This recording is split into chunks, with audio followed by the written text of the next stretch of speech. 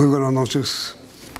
En materia de comercio, el país está esperando de parte del nuevo gobierno la reanudación de las relaciones, por lo menos comerciales, con Venezuela y la revisión de los tratados de libre comercio.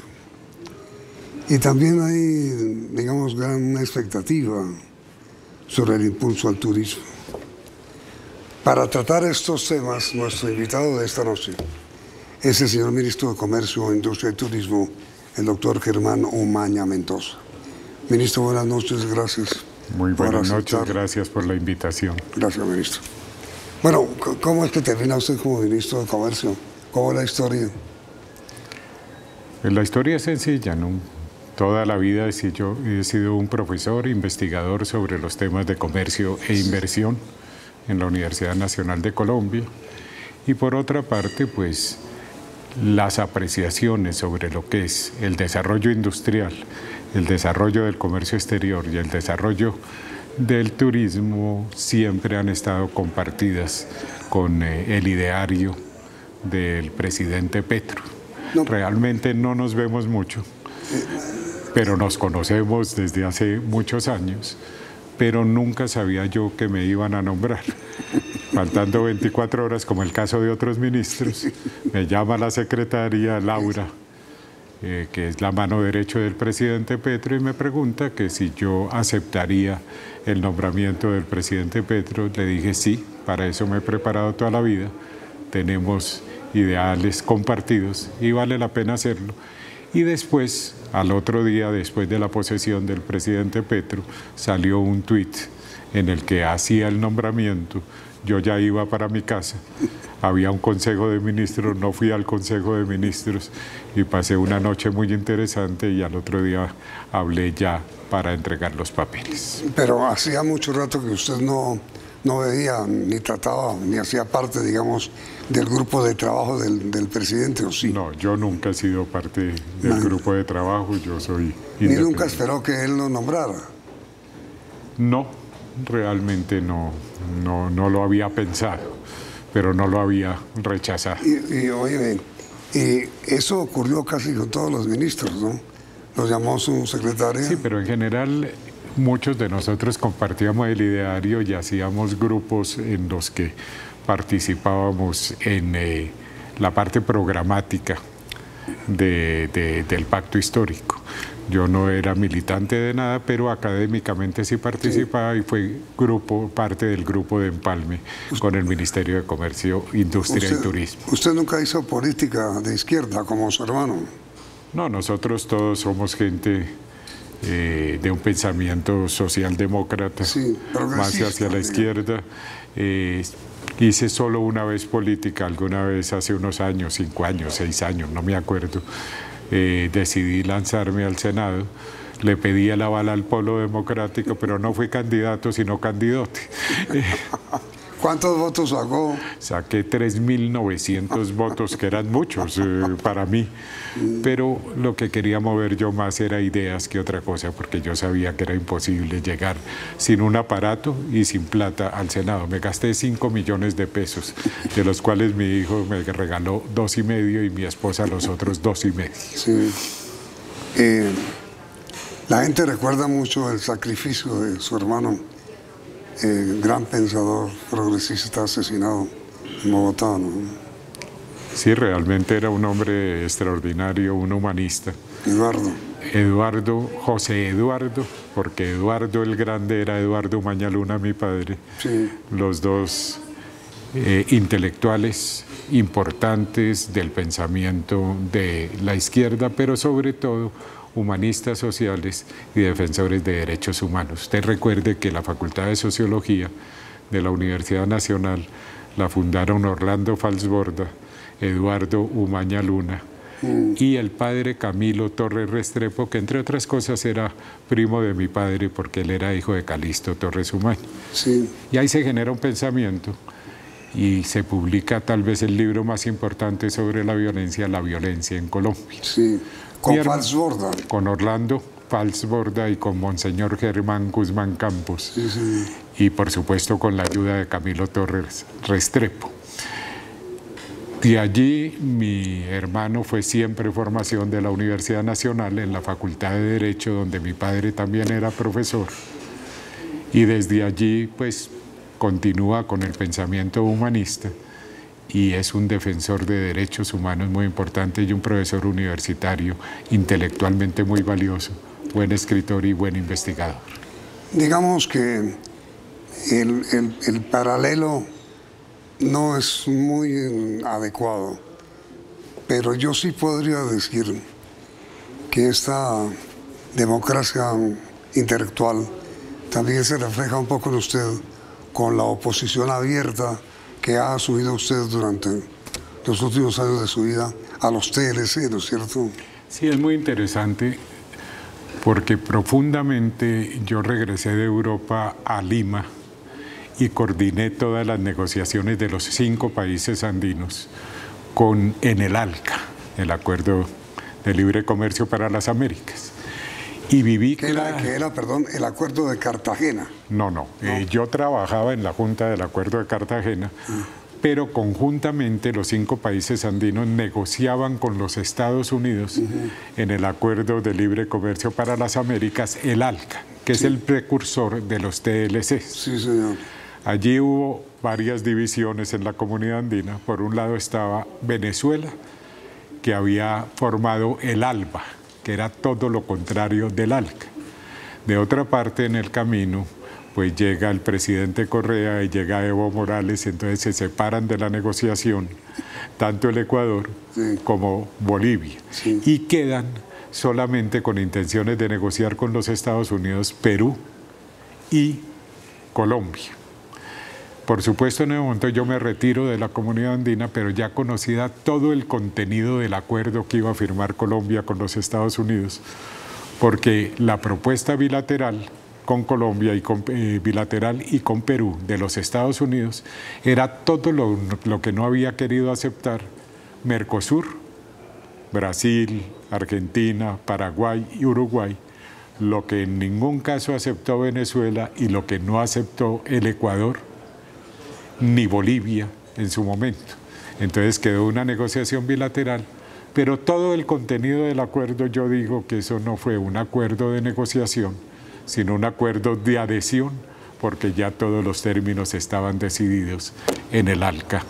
Y la aceptación de la negociación bilateral era simplemente aceptar todo lo que no habían aceptado los otros países. Por esa razón es que usted es fundamental opositor a la TLC con Estados Unidos. Sí, y por la razón de que esto se convierte, la base de estos acuerdos son la Organización Mundial del Comercio, sí, en donde en esa organización no se avanzó en el tema de mercancías, liberalización de mercancías, que eso es el GATT de 1947.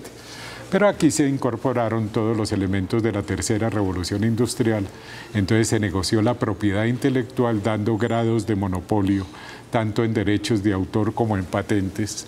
Se negociaron los servicios, pero bien negociados en la OMC, y especialmente los servicios que interesaban a los países desarrollados, y no, por ejemplo, la prestación de servicios profesionales y empresariales que se manejaban en otra circunstancia, y tampoco se negoció mucho en inversiones ni en solución de controversias. Los TLC es el desarrollo del acuerdo de mercancías, de propiedad intelectual, de servicios, de inversiones y de solución de controversias en tribunales de arbitramiento.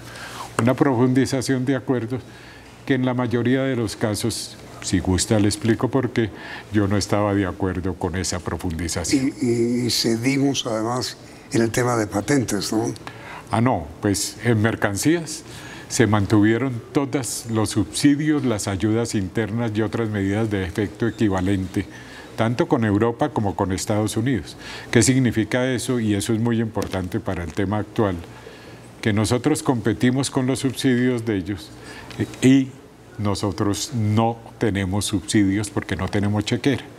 Entonces, la desigualdad en el tema de soberanía alimentaria es muy grande. Importamos a bajo precio muchos de los productos agrícolas. Eso es muy conveniente cuando los precios están bajos o cuando hay superproducción. Pero cuando hay una guerra de Ucrania, que tenemos una crisis alimentaria, los precios de los fertilizantes y los precios de los productos terminados son altos y no tenemos cómo responder a la soberanía alimentaria en el país porque abandonamos las producciones agrícolas, no por no ser competitivos, sino porque no podíamos competir con aquellos que dan los subsidios. ¿Los TLC, señor ministro, son denunciables? No, eso es muy fácil denunciarlos. ¿Sí? Hay un artículo en los TLCs que dice que uno simplemente denuncia el Tratado de Libre Comercio, que no se llama, entre otras cosas, Tratado de Libre Comercio, sino Acuerdo de Promoción de Inversiones y de Comercio. El TLC es para el vulgo. Pero hay un artículo que dice que se presentan las cartas denunciando el acuerdo y solo tiene uno que cumplir durante 6 meses con las obligaciones de los tratados de libre comercio. Sin embargo, el contenido de los tratados de protección de inversiones son mucho más vinculantes. La parte de inversiones en bienes, en servicios e inversión extranjera directa y otros tipos de inversión, porque aquí está todo el tema que todas las inversiones que se realizaron durante la vigencia del Tratado de Libre Comercio, pues son inversiones que quedan amparados por la solución de controversias a través de tribunales de arbitramiento que son exegéticos y que no crean en que el equilibrios en materia de competencia, de evitar el abuso de posición dominante de mercado, ni en materia de protección, por ejemplo, de todo lo que es la protección a la biodiversidad. Eso sí es vinculante y están presentes durante todo el tiempo que las inversiones estén en los respectivos países. Pero entonces, señor ministro, si hay aspectos o apartes del Tratado de Libre Comercio con Estados Unidos que es vinculante, es decir, de obligatorio cumplimiento, ¿qué va a ocurrir? ¿Se va a demandar el tratado o no? Inmediatamente después de comercial. Con mucho gusto.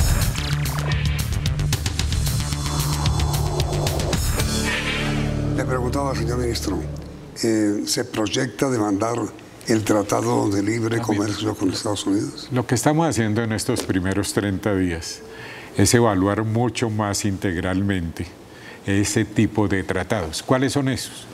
Primero, como todos son OMC+, OMC+.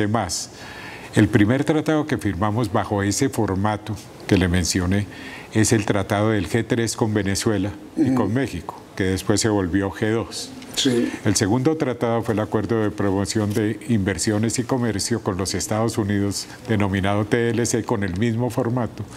Y el tercero, el Acuerdo de Asociación con la Unión Europea, que también es el mismo formato y la misma metodología.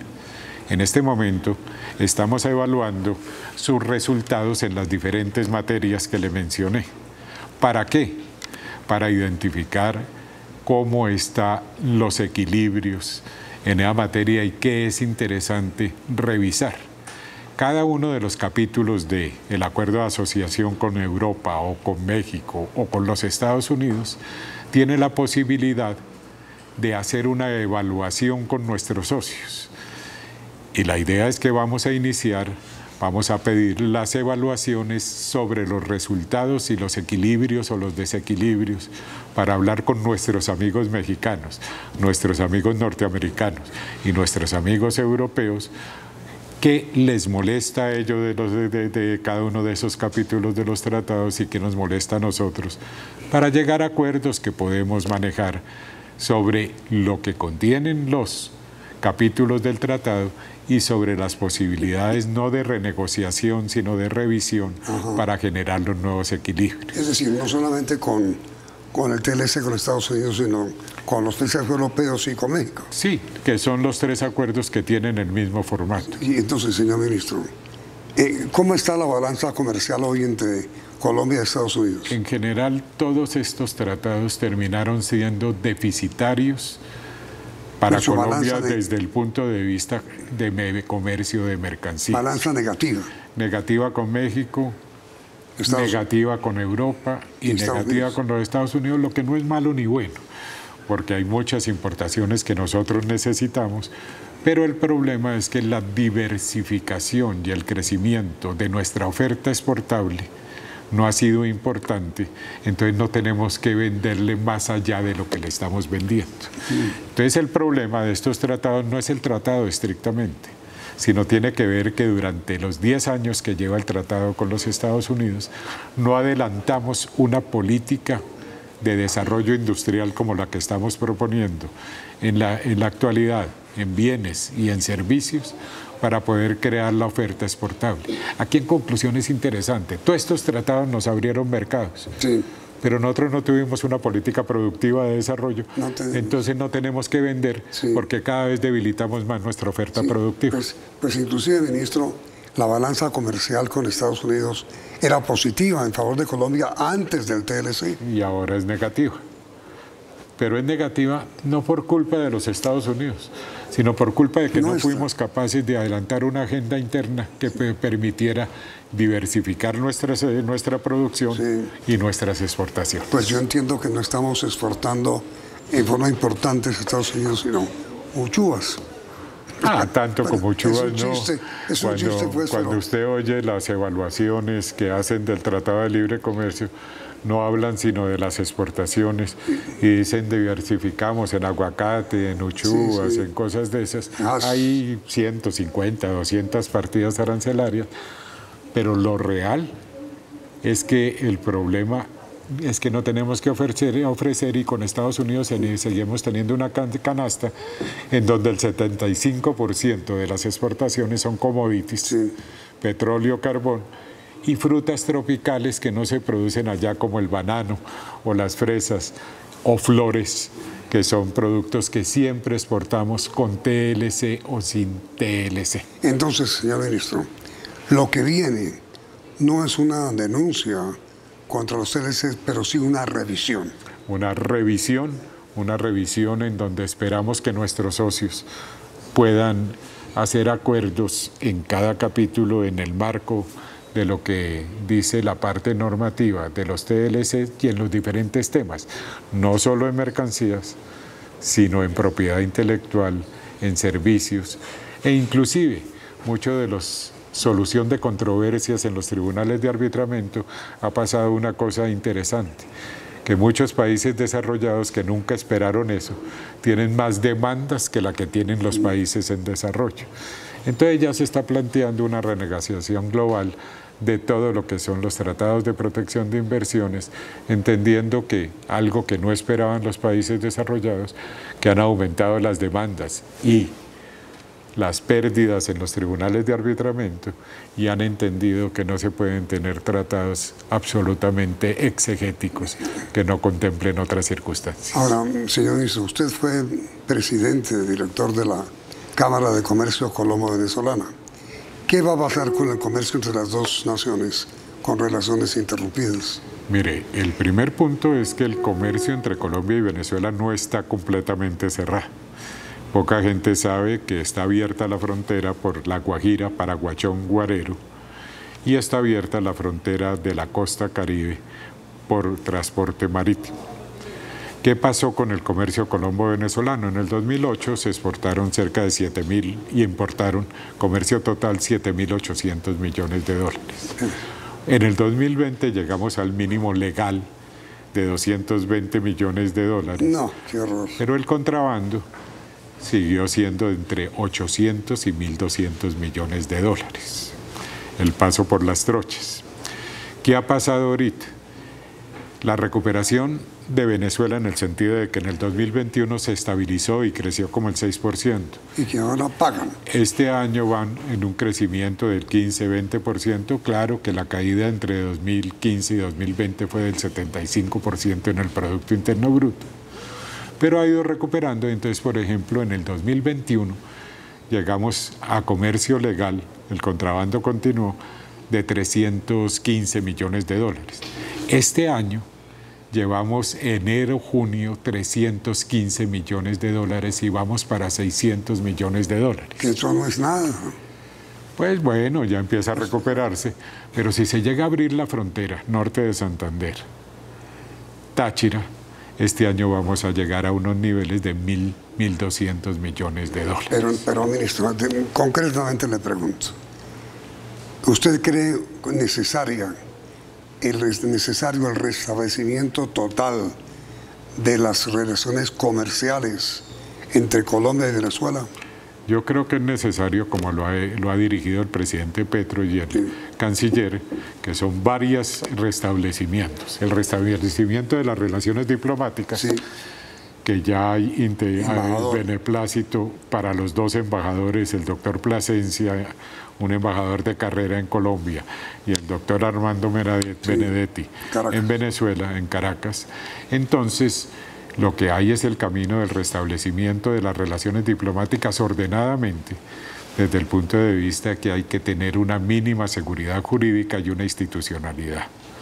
También se está desarrollando los consulados, que sería la segunda parte en las relaciones diplomáticas, y al lado de eso, tanto en Venezuela como en la frontera, como en Colombia, como en la frontera, ya nos preparamos con todo lo que tiene que ver con lo comercial.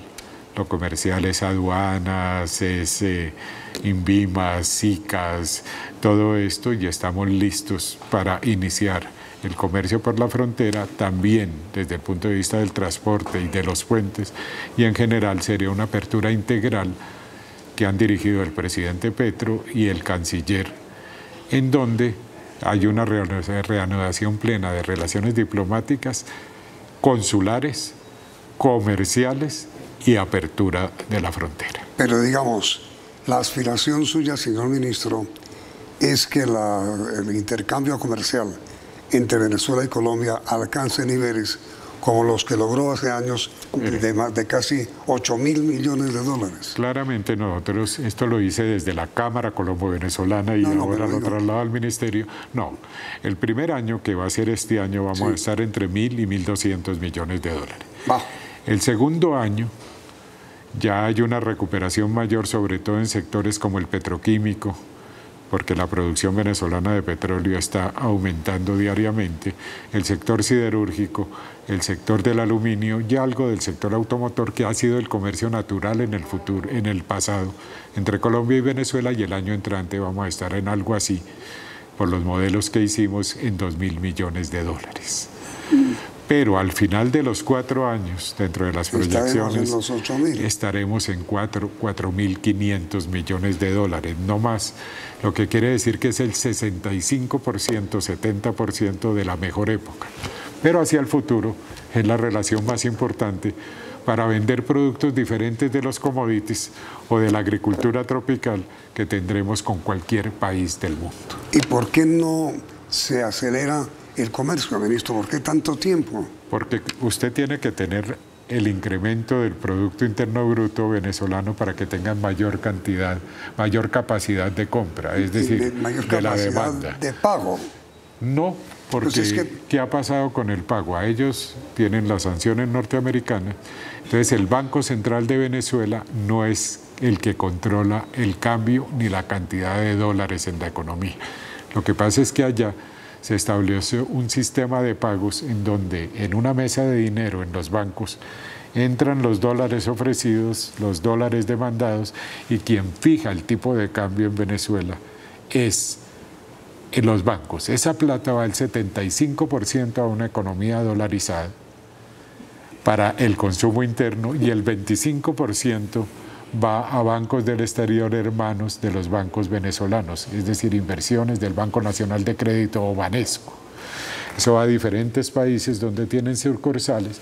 Nosotros vendemos con pago anticipado y ellos nos pagan normalmente por el First National, Citibank o cualquiera de ellos, y llega la plata y se legalizan las exportaciones o se dejan en cuentas de compensación en el exterior que se utilizan para importaciones por parte de Colombia. En este momento no hay el menor riesgo en los pagos, solamente cuidamos de que las exportaciones hechas por el sector privado no pertenezcan a empresas o juntas directivas o personas sancionadas por los Estados Unidos o por la Unión Europea, porque eso sí nos causaría un problema. Pero hacemos el seguimiento, las transacciones son entre privados y privados fundamentalmente, y están siendo pagadas por anticipado y están siendo exportadas sin ningún problema. Pero es que entonces, ministro, Yo conozco muchas empresas privadas colombianas